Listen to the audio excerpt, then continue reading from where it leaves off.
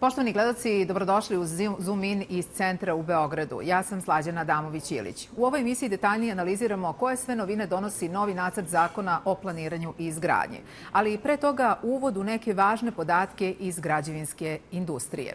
Jedna od poslednjih važnih vesti iz ove oblasti na Kopaonik Biznis forumu jeste najava resornog ministarstva da će se izmenama zakona o planiranju i izgradnji investitorima uvesti obaveza da imaju polisu osiguranja koja će pokrivati štetu nanetu trećim licima kao i štete do kojih dođe usled oštećenja lokalne infrastrukture.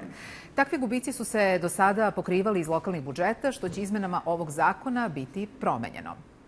Da li građevinski sektor usporava ili raste u prva 2 meseca ove godine, još ne znamo precizne podatke, ali ono što je sigurno, građevinarstvo u Srbiji usporilo je na kraju prošle, tačnije 2022. godine. Pa je tako u decembru izdato 2561 građevinska dozvola, što je smanjenje od 7,9% u odnosu na mesec ranije i 12,2% u odnosu na decembar 2021. godine, saopštio Republički zavod za statistiku. Od ukupnog broja izdatih dozvola u decembru 4/5 se odnose na zgrade. Ako se posmatraju samo one, sličan procenat, oko 4/5 dozvola izdat je za stambene objekte. Kada su ostale građevine u pitanju, one koje nisu zgrade, najveći deo odnosi se na cevovode, komunikacione i električne vodove, 64,3%. Prema dozvolama izdatim u decembru 2022. godine prijavljena je izgradnja 3688 stanova sa prosečnom površinom od 69,2 kvadratna metra. A od ukupnog broja stanova u novim stambenim zgradama svaki 10. biće građen u zgradama sa jednim stanom sa prosečnom površinom od preko 140 kvadratnih metara, a preostala većina stanova biće građena u zgradama sa 3 i više stanova. Njihova prosečna površina biće znatno manja i iznosiće oko 60 kvadrata. A predviđena vrednost radova novogradnje u decembru iznosi 82,1% od ukupne predviđene vrednosti radova. Posmatrano prema oblastima, najveća građevinska aktivnost očekuje se u Beogradskoj oblasti, 22,5% od predviđene vrednosti novogradnje. Zatim slede Borska oblast, 21,9%, Sremska 9%, Južno-Bačka 7,1%, Raška 6,2% i Braničevska oblast 4,2%, dok se učešće ostalih oblasti kreću do 3,6%. I sad se ponovo vraćamo na novi nacrt zakona o planiranju i izgradnji. U kojoj meri će zapravo uvođenje glavnog državnog urbaniste, pojmova zelene gradnje, registra brownfield lokacija, ukidanja konverzije zemljišta i druge novine o kojima govorimo u emisiji poboljšati uslove u građevinskoj industriji, za Bloomberg Adriju govore Đorđe Milić, pomoćnik ministra u Ministarstvu građevinarstva, saobraćaja i infrastrukture, Vladimir Đorić, arhitekta i partner u kompaniji Zabriskije i pravni stručnjak Miloš Petaković iz advokatske kancelarije Gecić Law. Ostanite u Zoom In.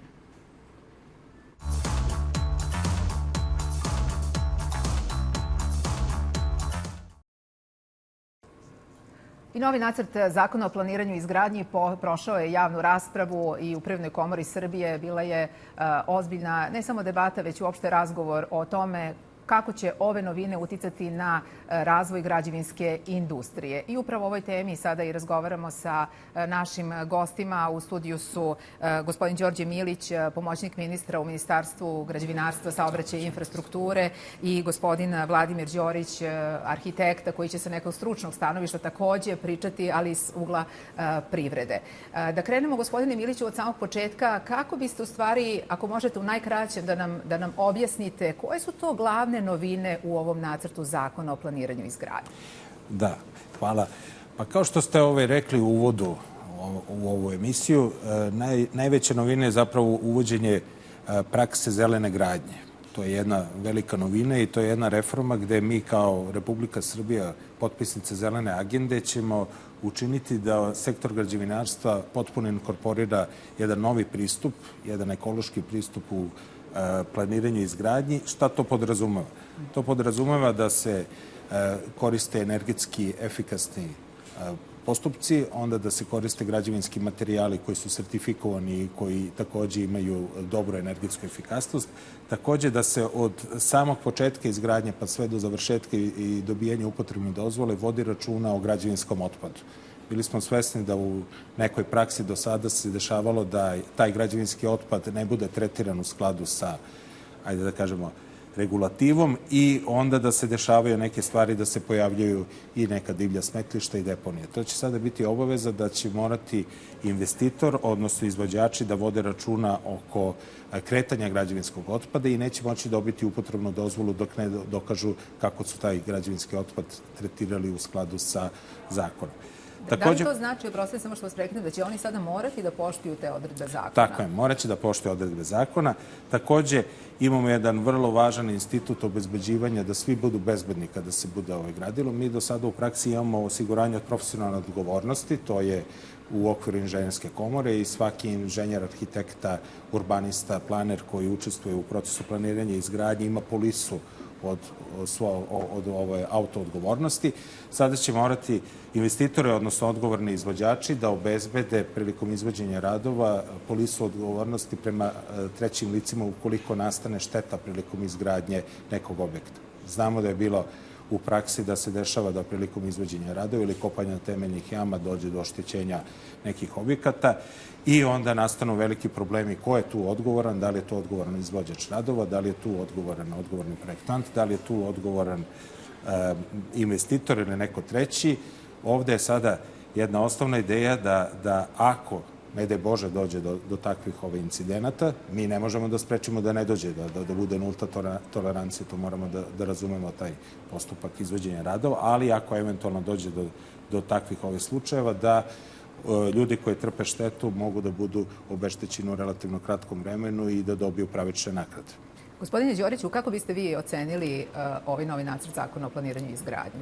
Pa, ako bi se zadržao na ovom uvodnom delu vezano za podsticajne mere u vezi zelene gradnje, to je nešto što, ja mislim, naišlo na apsolutnu podršku stručne javnosti. Mislim da je to nešto veoma značajno, da je država prepoznala tu zelenu agendu, takozvanu, kao vid podsticajnih mera i za investitore i za građane. Dakle, to je nešto što je apsolutno, nema nikakve dileme da je važno. Ono što bih posebno istakao, to su pre svega te podsticajne mere za investitore koji se opredele da sertifikuju svoje objekte. U ovom zakonu je predloženo nekih 10% umanjenja naknade za uređenje građevinskog zemljišta, što nije mala naknada. Ono što bi možda bila sugestija ministarstvu i što su neka organizacije stručnog tela davale, to je da bi možda mogla se pronaći način da za stambenu izgradnju određeni nivo podsticanih mera, s obzirom da za sada nemamo u stambenoj izgradnji ni jedan objekat koji je sertifikovan. Svi sertifikovani objekti u smislu zelene gradnje su i održivih tih rešenja kao LEED, BREEAM i ostali sertifikati su vezani za poslovne objekte ili takozvani retail objekte, tržne centre i slično. Nažalost, u stanogradnji ih još uvek nema, prosto po prirodi posla investitori koji se bave tim vrstom posla imaju interes samo da što preprodaju i da nemaju dalje interes da ulažu u to, a nažalost kod šire javnosti još uvek možda nije prepoznala dodatne benefite oko toga kupci stanova. Da, ovo upravo što kaže kolega Đorić, mi ćemo kroz ove izmene zakona da uvedemo tu meru i sada je propisan neki rok, vidjet ćemo konačan zakon kad bude usvojen, stupio na pravnu snagu, 10 godina da svi objekti u periodu od 10 godina dobiju odgovarajuće sertifikate. Kad je reč o stambenoj izgradnji, tu će biti podsticajna neka sredstva i podsticajna sredstva ka lokalnim samoupravama da vlasnici posebnih delova mogu to da dobiju te sertifikate i to će biti uslov za, kako mi to kažemo, promet nepokretnosti, odnosno prenos apsolutnih prava na nepokretnostima, da neće moći da se prometuje nepokretnost bez odgovarajućeg energetskog sertifikata. Neko će dati ocenu, pa to je opet neka nova obaveza. Ne, to je upravo stvar koja je vrlo važna kada neko hoće da kupi neku nepokretnost, da zna šta kupuje. Možda na prvi pogled izgleda ta nepokretnost lepo adaptirana, sanirana, a onda posle u eksploataciji da dođe do nekih frapantnih podataka oko potrošnje energije za rashlađivanje ili potrošnje energije za grejanje takvog objekta. Upravo to će doneti jednu novu vrstu sigurnosti. Prvo su na redu ovi poslovni objekti, odnosno objekti javne namene, a u daljoj fazi i svi drugi objekti u Republici Srbiji. Oko LEED i BREEAM sertifikata mi smo već sa Savetom zelene gradnje imali konstruktivne sastanke i usaglasili smo na koji način da implementiramo te sertifikate vezano za zelenu gradnju. Vi ste videli u ovom nacrtu zakona predlaže se da se formira i nekadašnja institucija koja je funkcionisala Republička agencija za prostorno planiranje. Sada će se zvati Agencija za prostorno planiranje i urbanizam Republike Srbije. Između ostalog imaće između zaduženja i da radi na potvrđivanju tih LEED i BREEAM sertifikata, odnosno kasnije kako se bude razvijala ova praksa izgradnje ovih zelene gradnje, izgradnje energetski efikasnih objekata, pretpostavljam da će naši stručnjaci moći i da naprave domaći taj standard koji će biti vezan za zelenu gradnju. I recite nam, možda je zanimljivo uvođenje u stvari državnog urbaniste. Je li to nešto poput gradskog arhitekta i u stvari koje će biti nadležnosti tog državnog urbaniste? Šta će biti njegov zadatak? Evo sad, kad pogledate, mi ovaj izvor prava u planiranju i izgradnji imamo iz 2003. godine. Mi smo neki set zakona koji je važio iz 95. pa ranije iz 89. Hajde da ne idemo dalje u prošlost. Već 20 godina je izvor prava iz jednog zakona.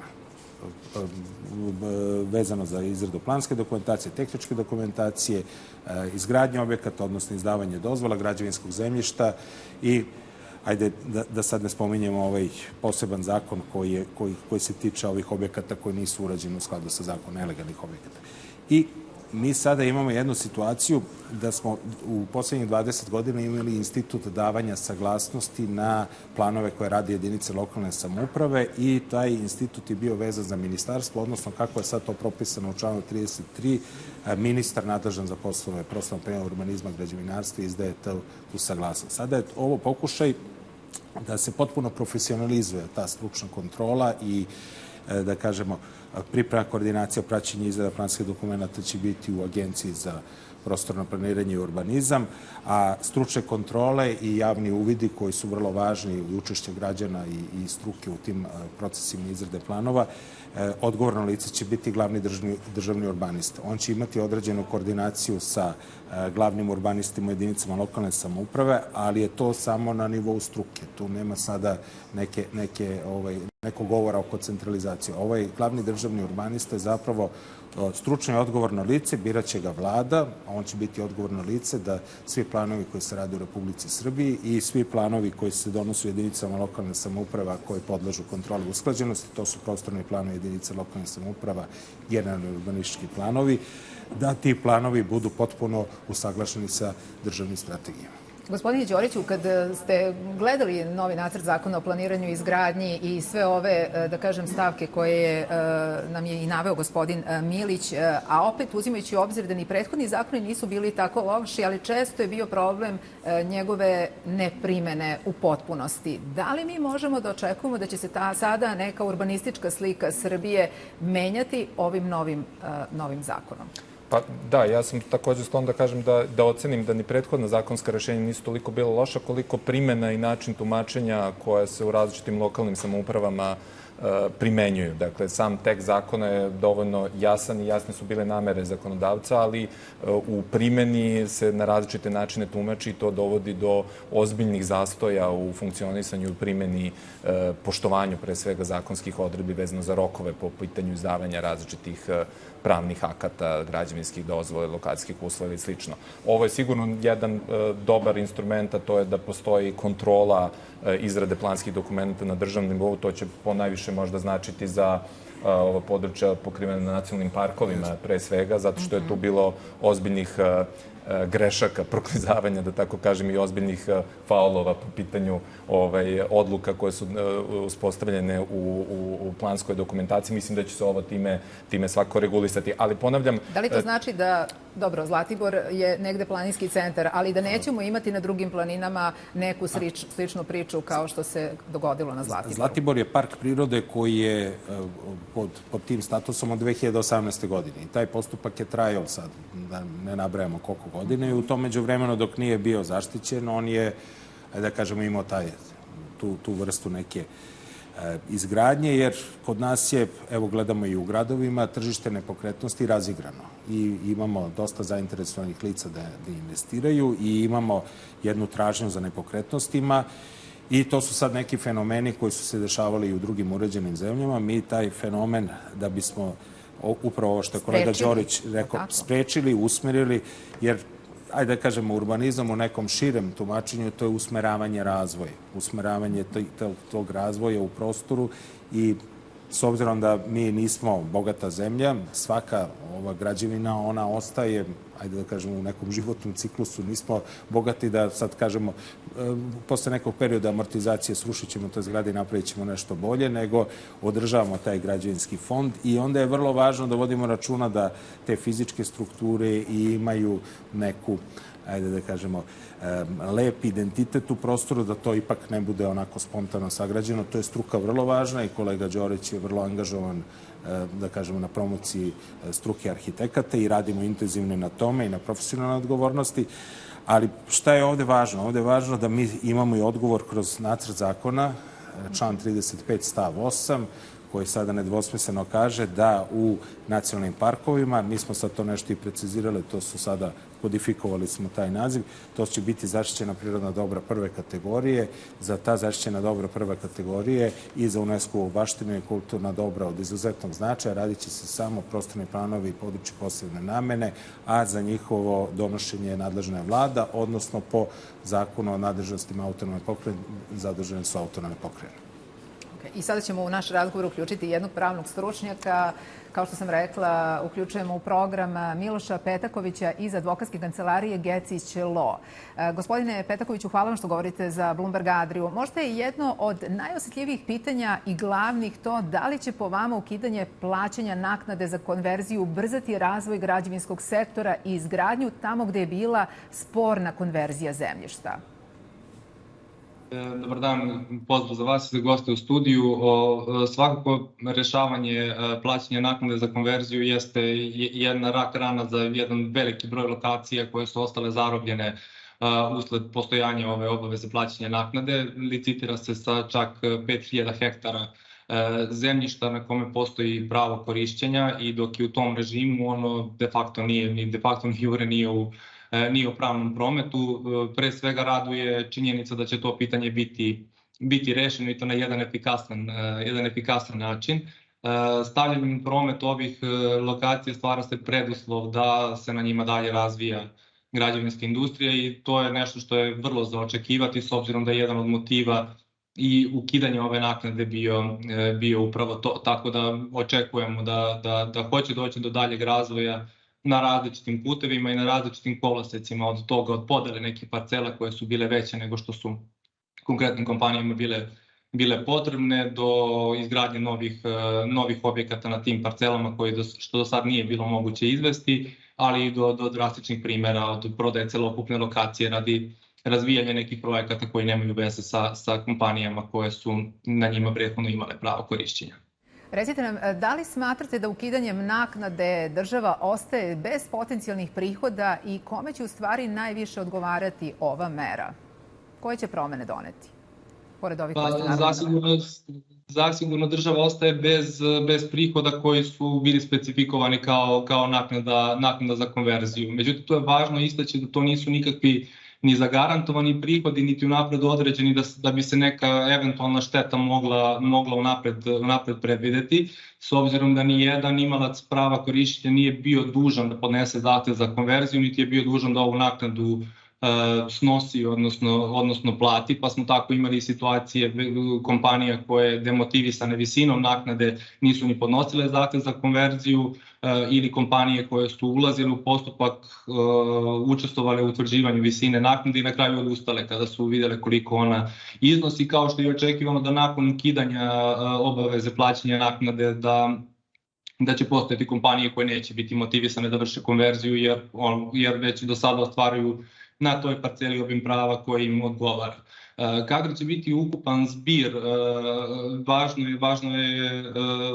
važno je razmotriti tek nakon što vidimo koliko će prihoda doći u budžet Republike Srbije od razvoja građevinskih projekata budući koji će se na ovim parcelama razvijati. Pre svega, direktan prihod će se odnositi na porez na imovinu koji će se plaćati na te parcele kada pređu iz režima prava korišćenja u pravo svojine, ali svaki promet ima svoje poreze, porez na dodatu vrednost ili porez na prenos apsolutnih prava dok je celokupna građevinska industrija koja će učestvovati na izgradnji i realizaciji projekata na ovim lokacijama takođe oporezovana kroz razne vrste poreza.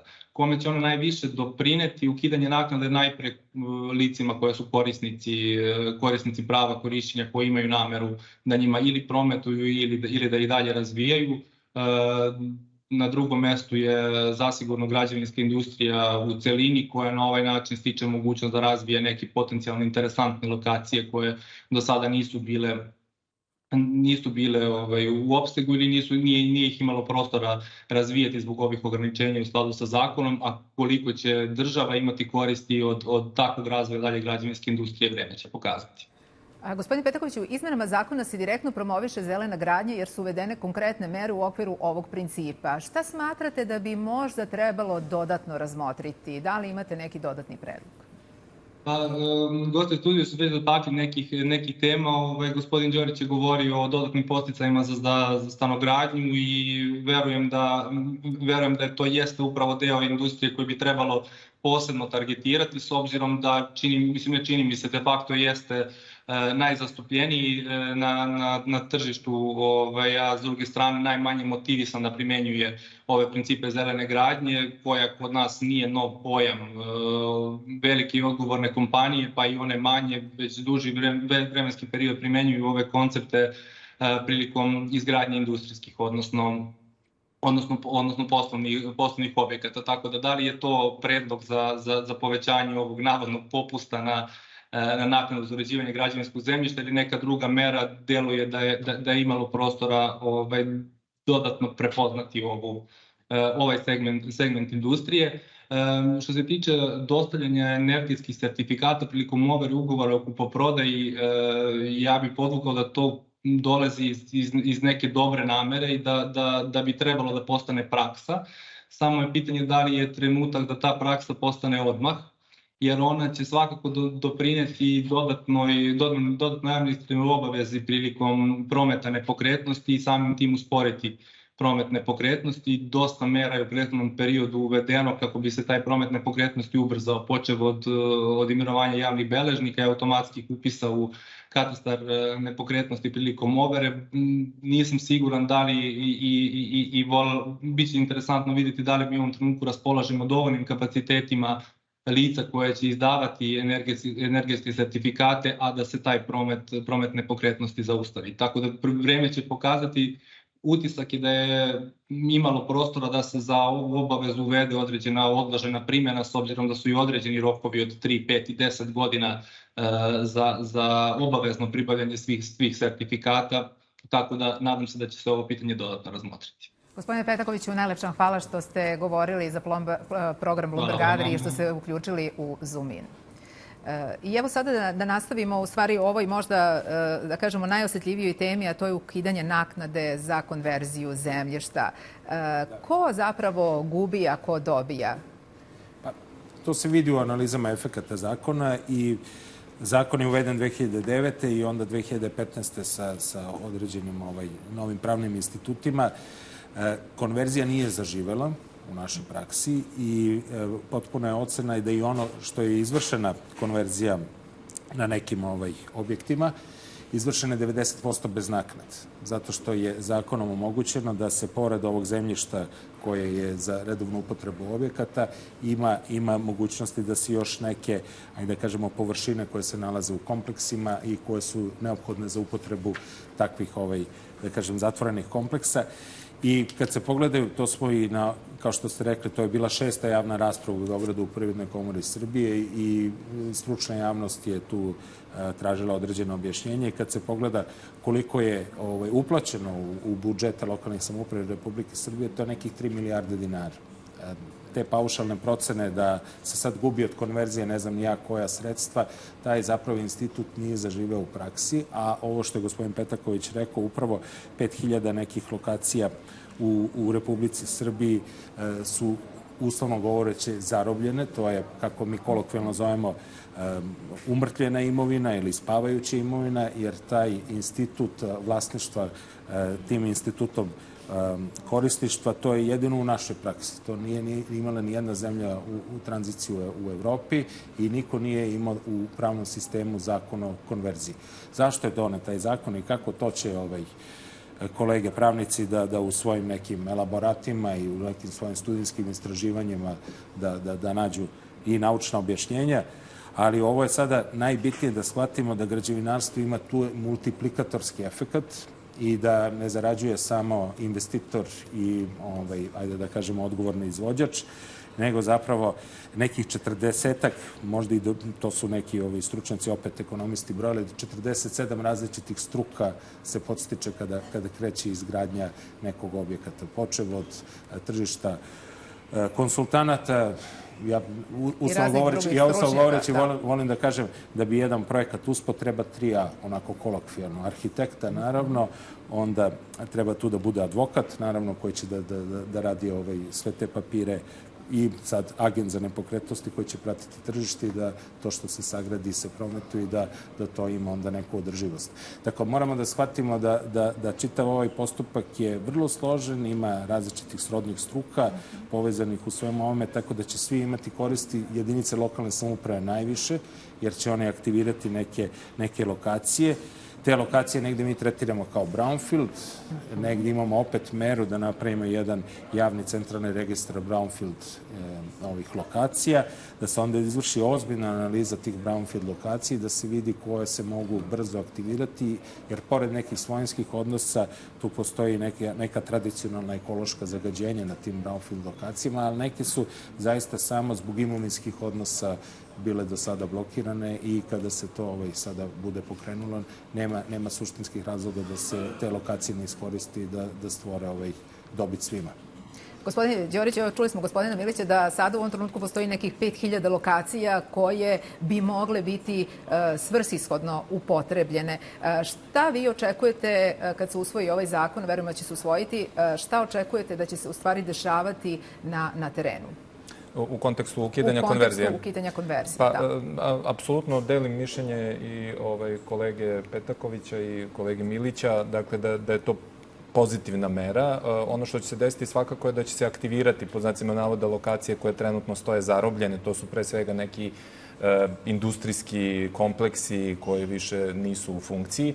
I ono što možda treba jasno razdvojiti je proces planiranja, odnosno da li je neki plan dobar ili ne, je potpuno odvojeno pitanje od toga da li treba ili ne treba ukinuti konverziju. Dakle, ja sam mišljen da treba ukinuti pre svega zato što je život pokazao, zato što je tržište pokazalo da je to neprimenjivo, a druga stvar je, dakle, da li se radi dobar plan, da li plan uvažava interese javnosti ili šire javnosti ili je samo podređen investitorskom urbanizmu, tako reći. To je sad već drugo pitanje, tako da, ali generalno to je pozitivna okolnost. Znači, očekujemo pozitivne promene na tržištu u narednim godinama. Ali ja mogu da apelujem nešto, pošto mi onako investitora nekako doživljavamo u pežorativnom smislu, moramo da podvučemo, bez investicije nema života.